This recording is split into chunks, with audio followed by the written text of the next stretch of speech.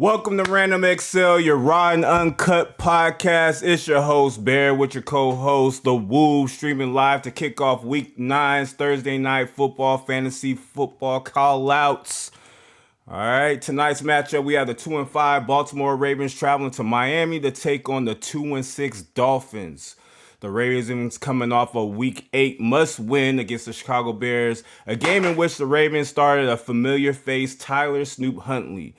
Huntley took advantage of the Bears' depleted secondary and led the Ravens to a 30-16 victory. The Miami Dolphins, in a must-win mode, got their second win of the season in a dominating fashion in Week 8 against the Atlanta Falcons.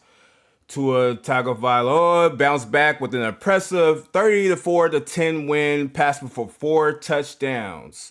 His best performance on the season after putting up one of the worst games of his career against the Cleveland Browns in Week 7.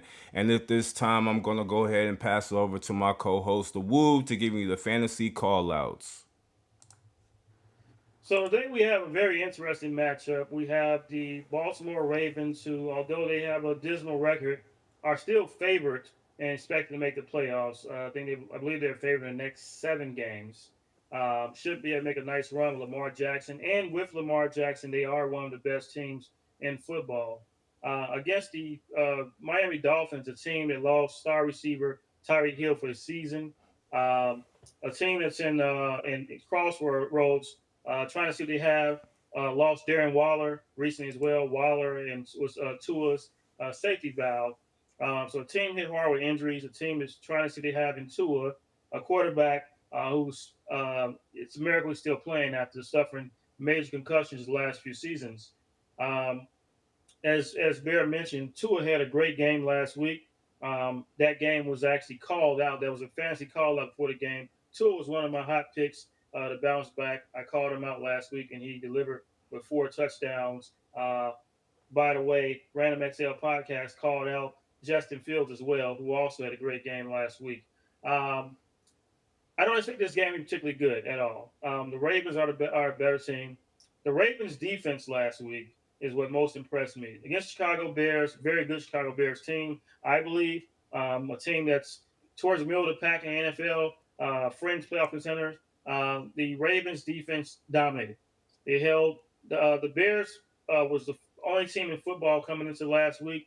Only team in football that have scored 21 points every game in the season.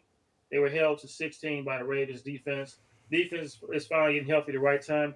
Kyle Hamilton, who to me is the best defensive player in football overall, is getting healthy. He had some injuries early in the season. And so, again, a healthy Ravens defense is going to give Miami problems. A healthy Lamar Jackson and Ravens offense is going to give anybody problems. I'm taking the Ravens to cover. Spread 7.5. It's a road game for Ravens, but I'm expecting the Ravens to cover the spread handily. I'm expecting that Lamar Jackson led offense to cross 30 points. Again, they put up 30 with Snoop Huntley. They're gonna cross 30 with Lamar Jackson.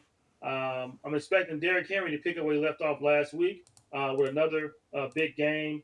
Take him over 80 yards.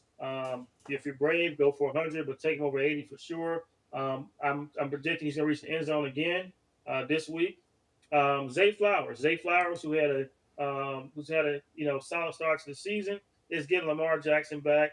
Lamar Jackson, of course, Zay Flowers his favorite target.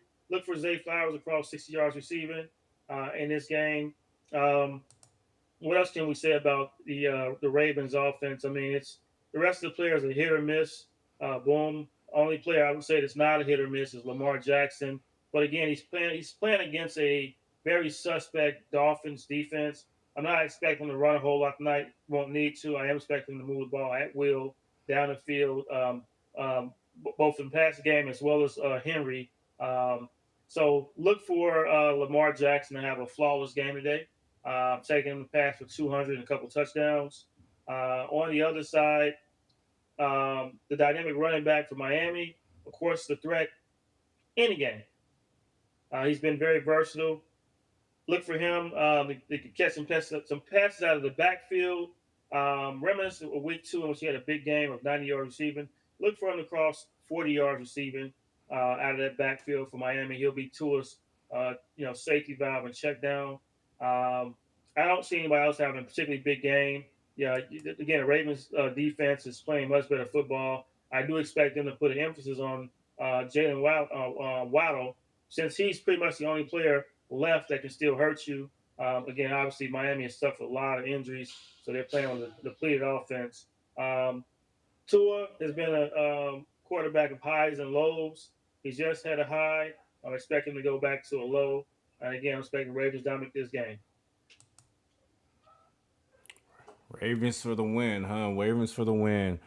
Hey man, like you said, the Dolphins are on that offensive side, man. Not having Tariq, I think that really killed that team over there offensively. Now, like you said, all the eyes are on Waddle. Also, Waller getting hurt didn't help him or do him any favors. He came out hitting the ground running. Losing him was a huge loss for that offense as well. Lamar, man, like missing some weeks there, trying to recover from injury. Snoop, man, he really came through last week for them guys. I was not surprised. I think I even said before the game, like I felt like that was a game that we could lose. Me being a Bears fan, um, that not having that secondary, obviously this week we went out and signed CJ Garner Johnson, uh, but yeah, the Ravens look like they're going to be on this road to win. Down being 2-6. So yeah, They're they're 2-5. They had a bye 2-5. Is already it 2-5? this Yeah, week. 2-6 is the Dolphins, but 2-5 for the Ravens. So I expect them to make a run here at the end. You never can count them out, like you said. Once you have Lamar Jackson in there, that offense is a whole totally different offense. Um, you have to account for him, the leg, the mobility, as well as him being in the pocket and dropping passes down to his receivers. One person I ain't really heard too much from uh, this season on that team offensively is what's his name? Bateman? Is that the receiver? Bateman? Bateman had a big catch last week, a big catch against the Bears, but yeah, he's been relatively quiet. Again, in part because of Lamar Jackson's injury, he hasn't had a chance to really, unlock his potential this season. Well, I just want to talk about the Ravens' schedule coming up. So they're at Miami, but then they're at Minnesota, at Cleveland, home against the Jets and Bengals. Uh, Pittsburgh, Bengals, New England. So before New England game, which is going to be a tough game, they're going to be favored in all those games before it. Even though I'm going to say now that Cincinnati with Flacco is definitely more of a threat than they were before. Of course, the Ravens did dominate Flacco already with the Cleveland early this season. But again, the Ravens are going to be favorites, definitely favorites against because they got Pittsburgh at home. So they're going to be favorites in their next um, 7 games for sure before if they run to their gauntlet of New England at Green Bay and at Pittsburgh, which again, and then the Colts. They do have a brutal stretch at the end of the season. New England, Green Bay, Pittsburgh, Indy, Dallas, and Washington. We know that Dallas and Washington was, I'm sorry, um, New England, Green Bay, and Pittsburgh ends the season. Other games, preseason games, looking this off. But again, they have 7 games they're gonna that they have coming up. In those 7 games, they're gonna be favorites, and then the end of the season, which will be make or break, will be New England, Green Bay, and Pittsburgh. Um, Against those three, I mean, 2-1. I mean, they could easily go 3-0, but 2-1 would be considered a victory. Um, Ending the season at Green Bay and at Pittsburgh is tough, and so I am going to expect them to try to rack up these wins now. We both know that going to Green Bay at the end of the year in December and winning is unless you're 49ers, it's damn impossible. Right. The 49ers team that goes in there when it's cold and comes away to victory for some reason. But so that Pittsburgh game is going to be huge. But again, a 2-5 team, if they run off 7 straight, they're 9-5, right in the middle of the playoff hunt, and just probably need to win one game out of the last 3 to secure a playoff berth. So if they get to the playoffs, obviously any team Lamar Jackson is dangerous. So once again, um, I'm expecting to make a run, and I'm expecting Lamar Jackson to come back healthy. I mean, last week they said he was healthy. I believe he could have played. Obviously, what Baltimore did should be investigated by the league as far as stating that he was a full participant. He wasn't, because that cost a lot of bettors money last week. But Right. that's not But the fact is that he probably could have played last week, and so give him an extra 5 or 6 days to recover. We expect him to come out on and look sharp, firing on all cylinders. And again, what better appointment than a team outside of last week has been pretty mediocre all year.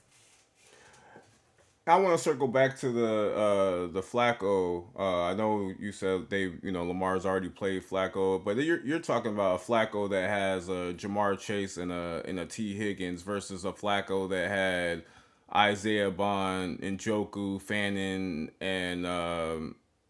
Judy, and Judy. yeah, yeah. Different So caliber Higgins, of Higgins, players. I'm not saying that Flacco's gonna go out there and win that game. He's also dealing with some type of injury right now as well, so it's not even guaranteed that he's even gonna play this week. He's 50-50.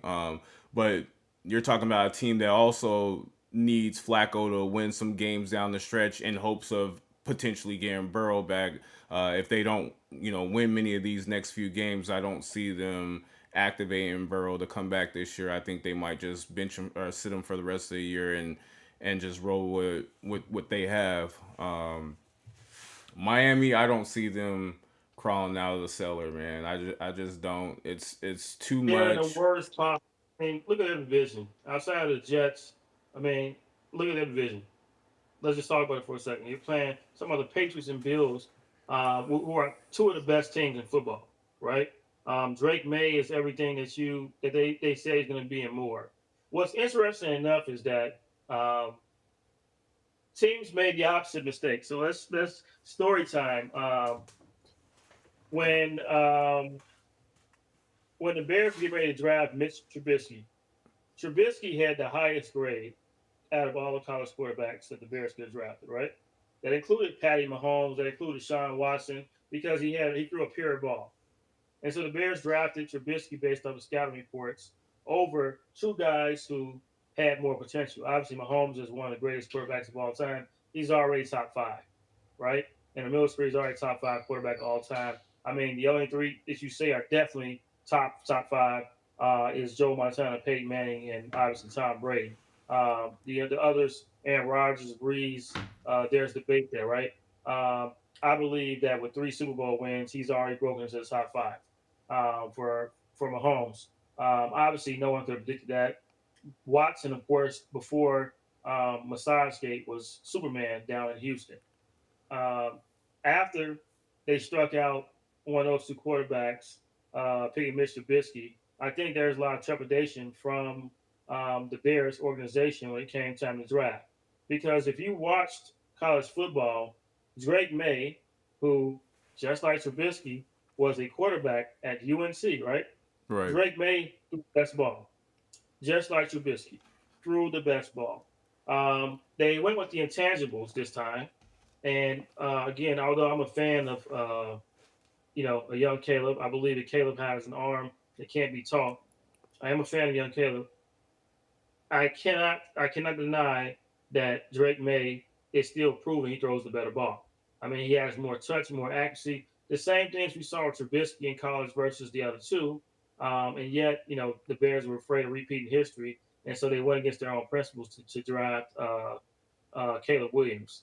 I believe they use the same metrics they used to draft Trubisky. They would have drafted Drake May, and obviously we see what Drake May is doing in the league. I mean, his performance in Cleveland last week, a very good Browns defense, should tell you just how good he is. I mean, he was throwing darts and dimes all across the place.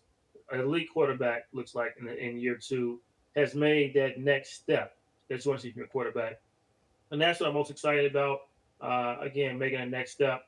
He made the next step much quicker than the others. So we've seen regression from all the other year two quarterbacks, Jaden Daniels, Caleb, but with Drake May, he's improving. But that's just the division that the Dolphins are in. They have to figure out how to get past Drake May and Josh Allen. Josh Allen, who again has probably the strongest arm in football, right? You're just not beating these guys. So if you're the Dolphins, again, you have an opportunity to see what Tua has. If Tua still has it in the tank, because it does look like that Tua actively avoids taking big hits, and if that plays a part in some of the subpar games he has, when he's getting hits, he's a lot more hesitation to throw these passes. Um, I don't see the Dolphins really being contenders. So for them, it may make sense to see exactly what they have with Tua. If they need to, look at replacing Tua in the offseason, or if they are looking to build a team around Tua. There is some solid quarterbacks coming out of college next year, starting with Lenore Sellers from South Carolina. You also have Carlson Beck, who's down at the University of Miami right now.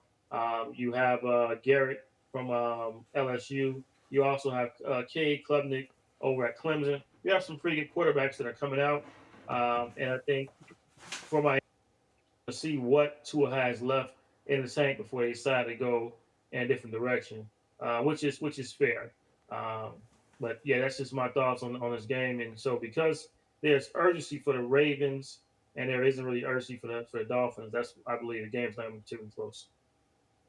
And I want to go back to last week. You were talking about Tua and the hits that he's taken and how those have potentially affected um, him with his throws and Russian throws. And the very first play of the game, he had Devon Achan open, but because of the pressure that he got off that first play from scrimmage, they had to open in possession.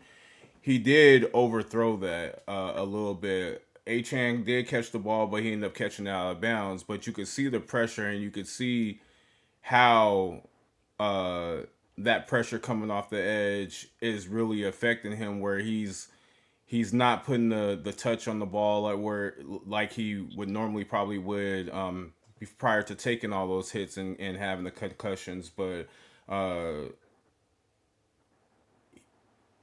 I think it is a make or break kind of situation for him this year. Like, do we need to go back to the drawing board and get another quarterback now?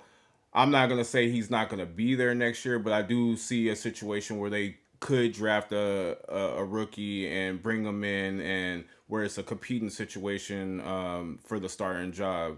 Um, Obviously, experience typically wins the job, but also you can argue the talent that you see when you have a rookie that comes in that's prepared to lead a team. So uh, he's got we're at what, week 9. I think they still have a bye left because they're what, 2-6. So he's got 8 games after this week to showcase what he has, to see if that's still gonna be in line with what the team's got. You also have to look at the coaching situation.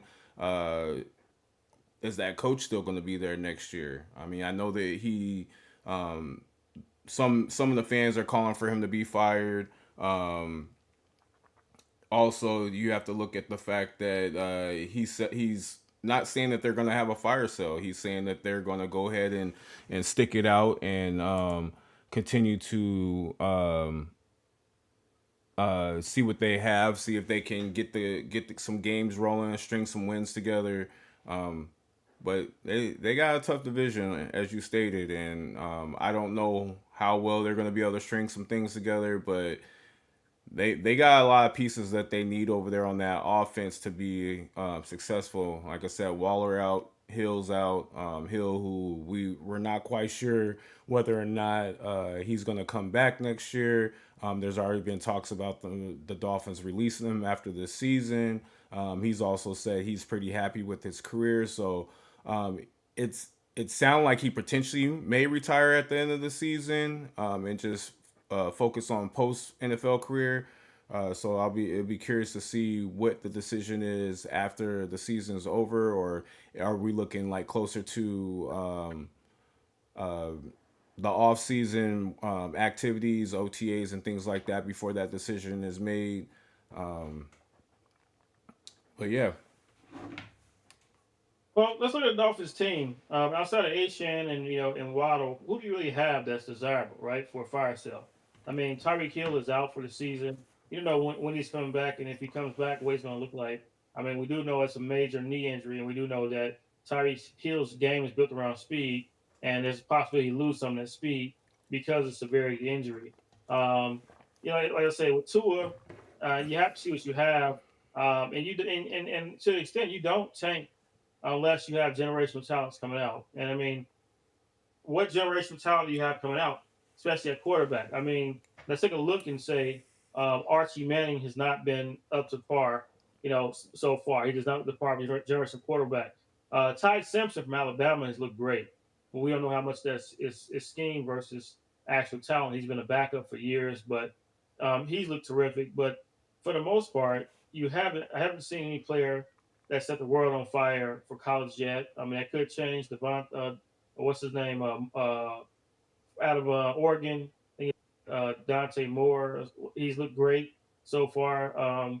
But yeah, it's too early really to say you have a prospect that's worth fire selling for your team. And Right. about me fire sale means that hey, you go all in that guy. A la Mike Dick or Ricky Williams. Fake dreads. We're talking about a player like that. Just saying, hey, I'm willing to put all my eggs in this basket. I haven't seen a player of that caliber in college football the last few seasons, and so for the Dolphins again, it's almost like let's quietly build a contender. Might be the best method. Bringing Tua back might make sense, even if even if they decide to go different directions, just so he can mentor the next guy. Because I believe he'd be a fair mentor. And I say that because Tua handled himself a class in college. He came off the bench to replace Jalen Hurts to win a national championship, and then Hurts came off the bench to replace him. And in both situations, Tua handled himself well with class. Even when he was when he was promoted to replace Hurts, and when he's demoted with Hurts replacing him, held himself with class, showing that no one's too big for him. So yeah, again, I think if we got to see what he has in the tank, because I don't believe that um, believe he has a whole lot left. Once you suffer certain injuries, it's really hard not to mentally be in that place, right? Right. Worry about the next hit, protect myself because I don't want my head bouncing on the turf. I mean, we know the statistics now about CTE and things like that. I think so. I think that Tua is probably more likely to retire, and you'll see the Dolphins trying to fill that void, probably through current players, like current backups in the league now, as opposed to draft somebody next year. Well, and then for the fire sale, I was like you named Devon Achan. I know there's been calls for Waddle. I don't see them getting rid of Waddle solely because like you take him away, what do you have on offense? But then I'm looking at the defensive side. Chubb and was it Phillips? The DN. Those could be two potential guys. I'm not saying both would go, but I could see there a scenario where one of them guys are traded away to a team that's willing to part way with the draft pick. Especially a team that's on going for a Super Bowl run. That's maybe a piece away from having a solid defense or whatever. Um, Outside of that, yeah, I think it's pretty much those four guys are the only guys that you really could consider getting rid of. But again, you do that and you're basically your season's done. I feel like if you're getting rid of any of those guys.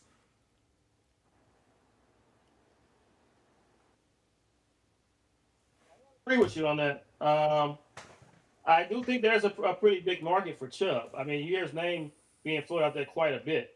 Um, there are teams need pass rushers. I'm surprised that a team, the 49ers, who lost Bosa for the season, and that's still in the playoff hunt, didn't trade like a Chubb. The Chubb is a proven pass rusher, which is always a hot commodity in this league. Um, yeah, I expect Chubb to get traded. I do expect him to get traded.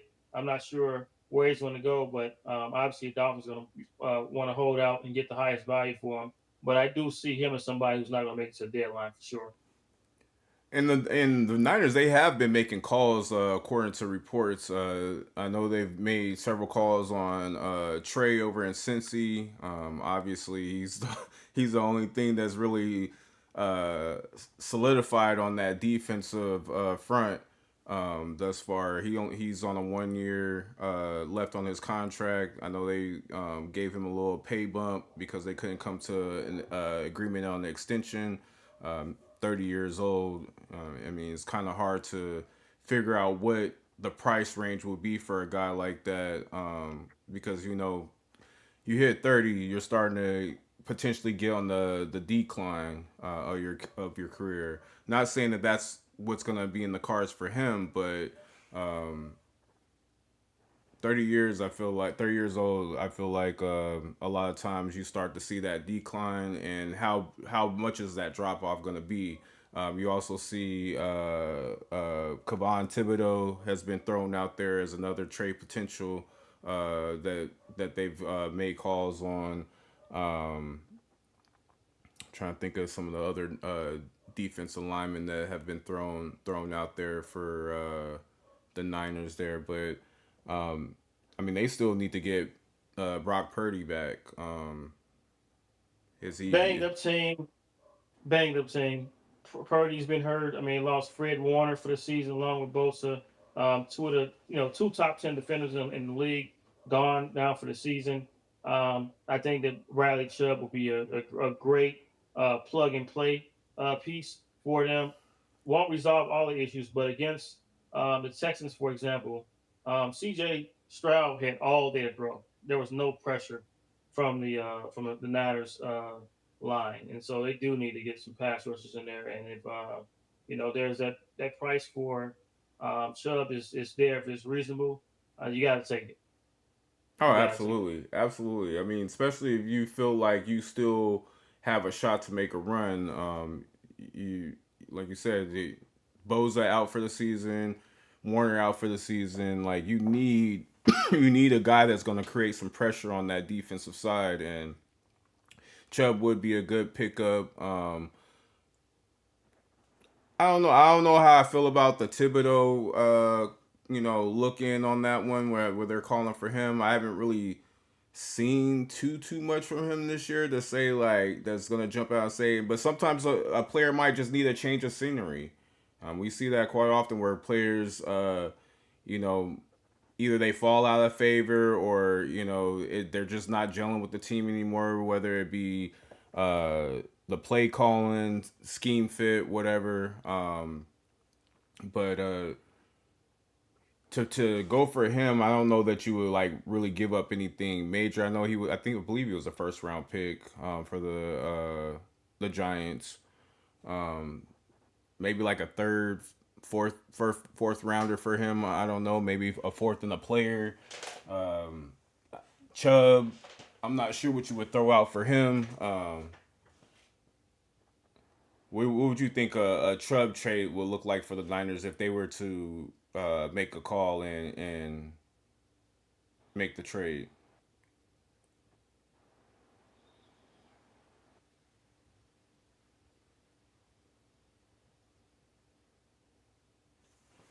Hello?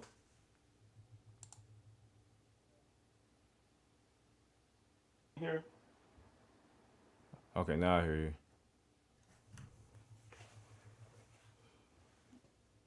here I'm pulling up some NFL data real quick. There's been a lot of moves this week, but nothing has No, been. If you nothing notice, that all like really jumps out at you though. right. Yeah, these are like all like relatively minor moves. I mean, they're going to help some of the teams in the short run, but like you say, nothing that's moving the needle. Um, and I do believe that if you are a team that has playoff aspirations, um, you have to make moves the better your team, giving you opportunity, especially if you in your mind you have goal aspirations. I'll tell you something that's been thrown out. The Browns are moving. They've thrown up plenty of teams that called about Miles Garrett, offering substantial draft picks to the Browns, and the Browns are not moving them. I wouldn't move them either. Obviously, I'm biased as a Miles Garrett fan, but if you had an opportunity to get like two firsts, for example, and you're on a team like that, you may have to consider that. Well, they're supposed Just want to there. put I don't know how true it is, but I seen a rumor earlier today that the Eagles offered three firsts. if you offer three firsts from Miles Garrett, you gotta take that. I mean, I don't know I how get it. true it I get it. is. I don't know how He's an reliable the all-time source great. is, but that's a lot. That's a lot. Not saying he ain't good, but man, you talking three first round picks, man. Well, You're setting up for the he's an future. all-time great. He's an all-time great, right? But again, like you say, you set up for the future. You have many different holes in that team. The defense Hmm. is going to be so. Without Miles Garrett, right? Obviously, the defense suffers because he's a one-of-a-kind pass rusher. But you did just draft an elite defensive tackle, so now you go out there use one first-round pick to draft a replacement edge rusher, right? Right. And then you can plug two more positions that you can, or draft two edge rushers, and then throw somebody on offense for one Miles Garrett. I mean, he's 30 years old, even though, again, we'll be 30 in December. Even though he has the most sacks ever of anyone in history before he turned 30, he's still going to be 30 years old. And so, realistically speaking, the level he's at, you may stay for another 3 to 4 seasons, and then there'll be a decline, right? Right. That's just for everybody. I mean, the only player we saw that really didn't decline much was Julius Peppers, who was a freak of nature. Yes. Everybody else started to decline pretty swiftly. So I don't know if you're Browns, you may have to make that make that trade because the Browns just got permission to build their new stadium, which is going to be a dome. And I talk about playing outside and how it doesn't make any sense. Yes, the Cleveland Browns will have a dome for your next stadium. Um, you get three players and draft them. By the time before their rookie contracts are up, you'll be playing in a dome, right? So, and you'll have the team in the future because everybody else is relatively young. Denzel Ward is like a senior elder statesman, and he's in his 20s still. So you have some great pieces over there already that are young. If you got offer three first, I don't know how you don't take that, especially when your team is miserable and you're starting Dylan Gabriel at quarterback. One thing I want to, speaking of stadiums, one thing I'm really upset about is the report that Dubai was making a stadium in the sky. I was kind of excited for that. I ain't even gonna lie to you, it was AI, but I was kind of excited for that because I'm like, man, could you imagine if the NFL was able to host a game in Dubai in a sky stadium? That'd be fucking ignorant, man. I'd be trying to get a ticket to go to that game. I wouldn't even care what team was playing, just to experience it. So let's start by saying it's not AI. It's not? I could have sworn it No, was. no. It's it's so let's say that stadium is playing. Um, it's not. So what they did is somebody took a real drawing of the stadium. Um,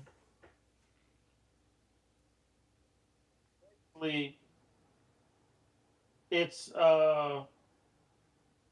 one of the stadiums described as being 350 meters above ground level. I Yeah, want I've you to seen understand, that. right? So basically, what that means is that um, this is going to be it's not going to be floating on the tower. It's going to be inside of a structure, inside of basically there's going to be a building, for example, right? Picture this: a building. There's condos on these floors. There's this on this floors, and inside this building is going to be a stadium. So it will be off the ground, but it's going to be completely inside of a building. I still got would have to like experience that. I'm saying like if they build Yeah, that stadium, was you trying to go to the game? man. I don't know. I don't know. I'm not in Saudi Arabia. Hell no. Mahmoud ain't finna get me over there. You know what I'm saying? No, I'm straight. Straight. But I mean, it sounds dope though. But no, I'm it, okay. he's out okay. I'm okay, man. So many things can go boom. I may go wrong, but anyway. By the way, folks, that's a joke. Don't cancel me. It's a joke. It's a joke. It's a joke. It's a joke. It's a joke. But yeah. No, I just think that structurally, I mean, it sounds like something out of a science fiction movie. I think structurally, there's so much can go wrong. I mean, because even plan for it, a stadium would say 60. It's inside. Just imagine 60,000 people inside the stadium, inside this building. The weights, right?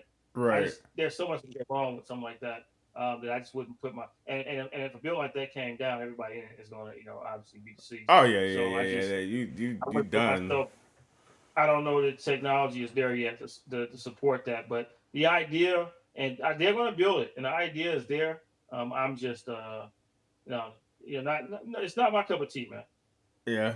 Yeah. I But mean, the if way that I mean, obviously the images that were put out, I don't know how true it is. There's some people saying well, that the it image was was some of the images were AI. doctored, some of the images were doctored, man. But like, I mean, it's going to be so much potential, man. Like, like I expect the WWE and people like that to want to use the stadium and like because again the novelty of it, right in the sky.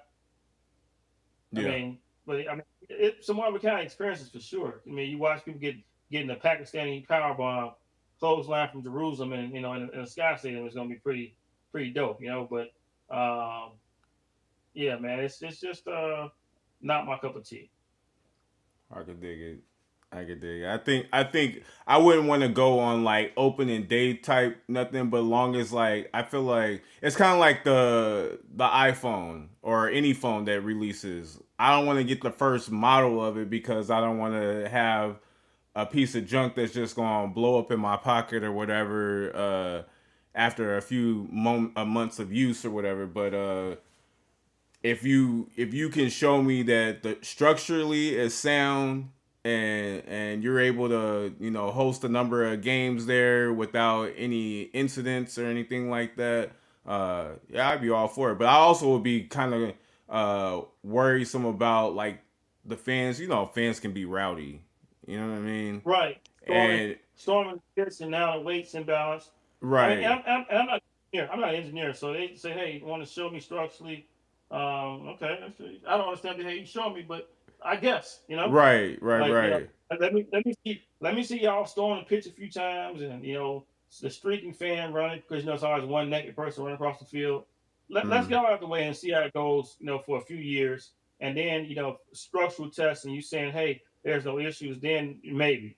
But right. no, I just think that I mean, engineering it's come so far in the last few decades, but I mean, I also know that some things. I mean, we have like the Roman aquifers that are still in use now, right? That's because the engineering that went to building them was so sound thousands of years ago, and then we have modern buildings that experience issues right away. So with that being said, again, the caliber construction would definitely play a big role into how safe it's going to be. And so anyway, let me be the guinea pigs. Yeah, yeah, yeah. I ain't trying to be the guinea pig by no means. By I'm no just making means do I want to be the guinea pig. But if you can show me that this stadium is sound and can withstand the weight and everything else and with the structure, then I definitely could see myself considering getting a ticket to go check out, even if it's the World Cup, because I think they're saying that they're trying to put in the bid for 2034 World Cup. That would be interesting. I've never been to an actual live professional soccer match or anything like that, or uh, in in other words, football, as they call it in other countries. But I'd be kind of interested to see what that would look like. I would really be interested to see what that looked like, and I also could see if they could prove structurally that it sound a site where the NFL could come in and be like, look, what would it take But to again, have you're a talking game about there? you're talking about something that hasn't been built before. Right, So I mean, who's going to be the experts, right? That's the thing. If you're the only person that makes something, you're the only expert. So we got to trust your word, and that's where we run into problems. But again, it's going to be a pretty novel project for sure. I mean, it's very ambitious by Saudi Arabia, and I just say that I wish him well. I wish him luck in it. It's if it's done successfully, it's going to revolutionize construction in the world in general. But again, I just have my doubts Right. early on based on the mock-ups I've seen. True that. True that. True that. We got looks like it's what about 15, 20 minutes to kick off, y'all. We did give you guys your fantasy call outs for the Thursday night game tonight. Again, that's the Baltimore Ravens traveling to play the Miami Dolphins. We got Ravens at 2-5, Dolphins at 2-6. Both of these teams are in must win mode. Although I don't really see the Dolphins doing much in the win column the rest of the season. With that being said, I'm your host Bear, and this is your co-host the Woob. And I'm gonna go ahead and put the socials up on there, so make sure you guys go ahead and like, follow, subscribe, share the socials, and make sure you come and check us out again. We'll be back Sunday. I believe this Sunday is an international game. I believe. I Wait, believe no, no, so. no, no, no. Is it this week or? I What know was they. I know we was got Berlin, and we got Berlin and one other place left on the season. We're done with the London games, but with that being said, this is Bear signing off. Hey everybody, no, so it's 1 o'clock games. No No, foreign no. game this week. Okay, Yeah. so we got a couple. Probably still got like another week or so for those. All right, everybody, signing off and.